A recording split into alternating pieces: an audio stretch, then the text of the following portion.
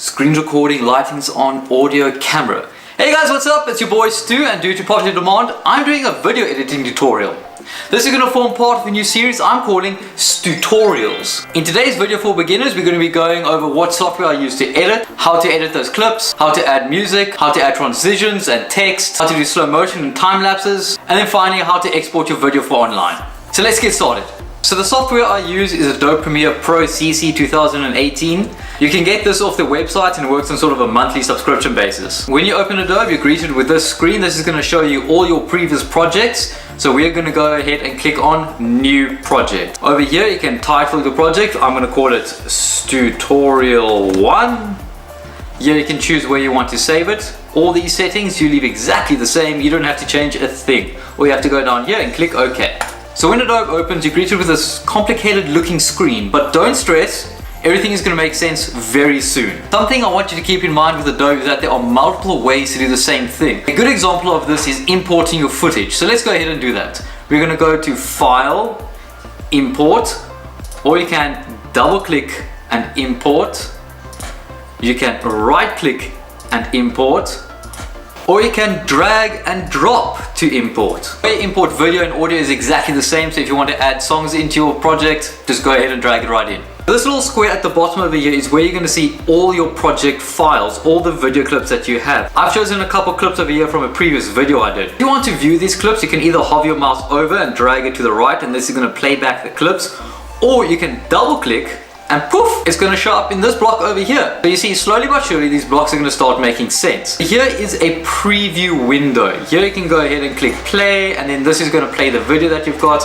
You can use this marker to move around in the video. So what we're going to do now is create a video sequence. We're going to go over to our first clip. We're going to right click and go new sequence from clip. Adobe is then going to create the sequence to the same settings that you're recorded in. So if you're recorded in 24, 30, 60 or 120 frames per second, in HD, 4K, whatever the case may be, Adobe's going to create an identical sequence to that. So now you can see all four of our windows is filled up. This window over here is where all the editing is going to happen, where you're going to be cutting parts out, adding transitions, doing your slow motion, doing the time lapses.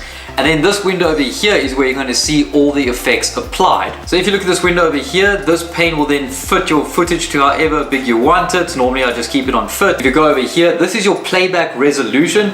If your PC or laptop struggles to play back the video, you can decrease the quality to half or quarter of the quality. Generally, I keep it at a half because once you start adding a lot of transitions and color grading and everything like that, it does become quite taxing on the system. These buttons over here are quite simple and self-explanatory, but if you go over here to this little camera, you'll see it exports the frame. You use this generally to create a thumbnail for your video. You can rename it, you can choose a format, you can choose where you want to save it, and if you want to import that thumbnail into your project, you can just have this import into project checked. Right, so let's explore this window a little bit. So you can drag this marker around and go through your clips and see what parts you want to keep and what parts you want to get rid of. Over here is the time of the video that you currently have in your timeline. So you'll see that this clip is broken up into two different pieces. The top part is your video. Here are your video channels. There's 3 of them. If you want to add an additional one, you can right click and go add track. If you want to hide a video, you can just click the little eye and that will make it disappear.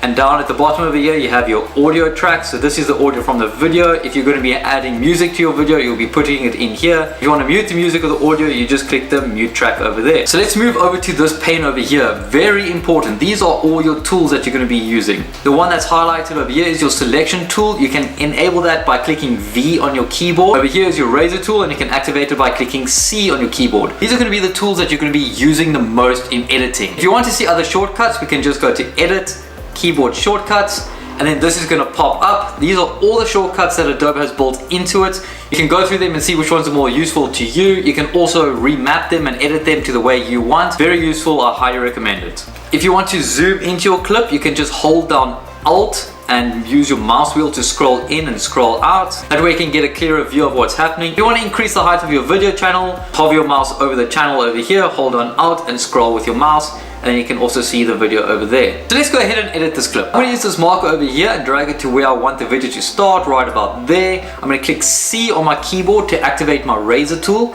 I'm then going to click on the line, and Adobe is going to separate these two clips. Now, there are different ways to delete the part that you don't want. We're going to go back to our selection tool, and we can right click, clear, but then this is going to leave a big blank space. So I'm going to click Ctrl Z to undo that. I'm going to highlight the clip again, right click the video clip and go to ripple delete. What that does is deletes the part that you don't want and then moves all the clips. So now I'm going to find the part where I want the clip to end, just drag the marker along here, and there we go. I don't want this part over here. I can click C to get my razor tool, click, right click, ripple delete, but there is another way. I'm going to go Ctrl Z to bring that back, click V to activate my selection tool. See this little red arrow bracket? You can just click and drag back to your marker. And then the part of the video that I don't want is gone. Okay, so that's how you add a video to the timeline. But let's add audio. I've got a song over here. I'm just going to drag it onto one of the audio channels. And there we go. Now we have a song on the timeline. I don't really want to hear what's coming from the GoPro because it was in its waterproof case, so there's muffled sound.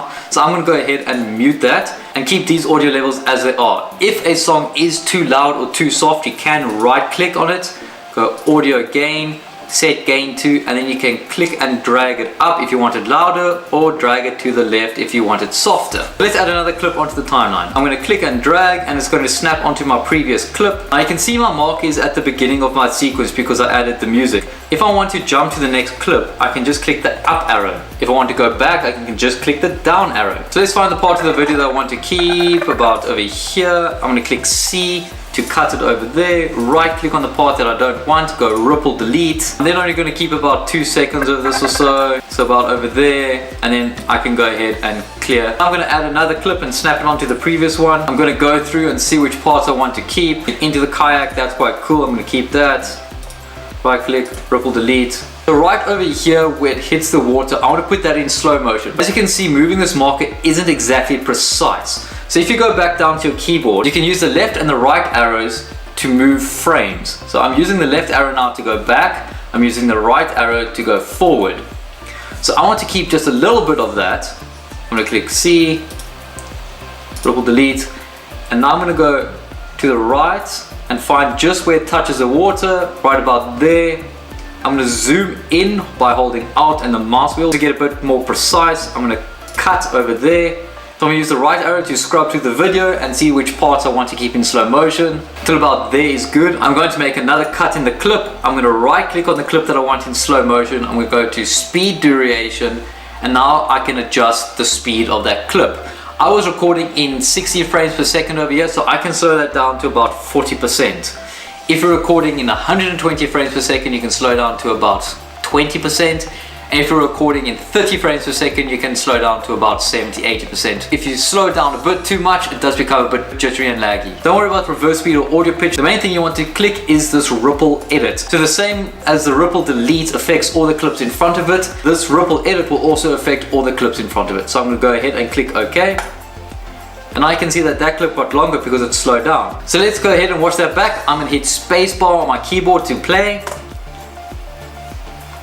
There we go, I'm getting the kayak and slow motion. So that slow motion is pretty simple and straightforward. Let's talk about time lapses. Now these are longer clips that are sped up. This one over here is 7 minutes, so I'm going to drag and drop it onto my timeline. If I zoom out, you can see that it's quite long, so we're going to speed that up a bit. Now I don't want to speed the whole clip up. I want to keep about 2 seconds at normal speed to about there, just so you can gauge what's going on. I've clamped the GoPro onto the side of the kayak and I just let this run while we were paddling. So the same way that we did slow motion, we're going to do a time lapse. We're going to right click on it. We're going to go speed duration, and instead of making it 40%, we're now going to make it 6000%. So you can change the speed in 2 different ways. You can change it by percentage or the duration. I don't want it to be 6 seconds long, so I'm going to drag it down to about 3.5. There we go. And click OK, making sure that we ripple edit. And now that entire 7-minute clip is only a couple seconds. So now you've pretty much got a 30-second video that is very close to completion, but we can add a little extra. I'm going to show you how to do transitions in Premiere. We're going to go over to our project file window over here, and we're going to go to effects. And you're going to see all these presets that comes with Adobe. You've got audio effects, audio transitions, video effects, and video transitions. This is the one we're going to be going into now. So you're going to click the down arrow and you're going to go to the dissolve folder. One I use quite often is cross dissolve. Adding effects in Adobe is really simple. It's just drag and drop. So you click it and drop it onto the front of your clip. If you want the transition to be a little longer, you can see these little red brackets. You you can click and drag it, and that will extend the transition. If you want to see different settings for this transition, you can click that and go up over here, and you can see effect controls. So these windows work hand in hand. These are the effects and these are the controls for the effects. The more complicated the effect, the more controls there are going to be. You can also change the duration of the effect over here if you don't want to use the little red bracket. So this is what the cross dissolve looks like. You see how it eases into the video and doesn't just start? Now we can do the exact same for the audio. If we go back to our effects panel over here, we go to audio transitions. You go to crossfade and exponential fade. Exact same thing, you can drag and drop this onto the clip and you'll see the transition. I'm going to drag this out to the exact same length as the video transition. There's a nice and simple way to start a video and easy fading. The cross dissolve can also be used in between clips. If you drag and drop it on, it's going to pop up in the middle and this will then fade the clips together.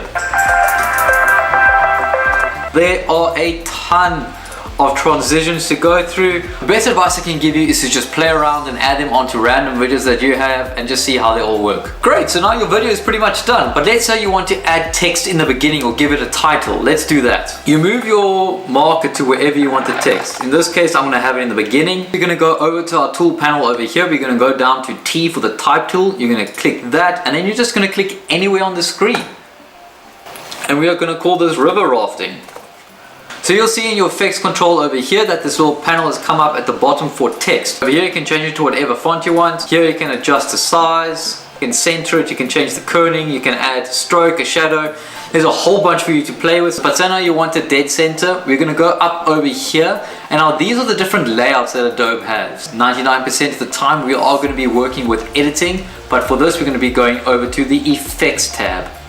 We're then going to go over here to edit, and then these are more settings for your text. We're going to go to align and transform. This is vertical center and then this is horizontal center. So you can see that this puts it slap bang in the middle of the video. We're going to go back to editing over here. So if we come down to our timeline over here, you can see that Adobe registers text as video. This means that we can also add video effects onto text. So if we wanted to dissolve in just like we did with the video, we can do that. If we zoom in, we get the exact same red bars and we can just drag this out. So now if we go down to our sequence and click play, everything is going to fade in nice and smoothly. If you want to move your text manually, just make sure that you've selected it over here and then you can just drag it wherever you want. So I'm going to put it over there and then that looks nice and smooth.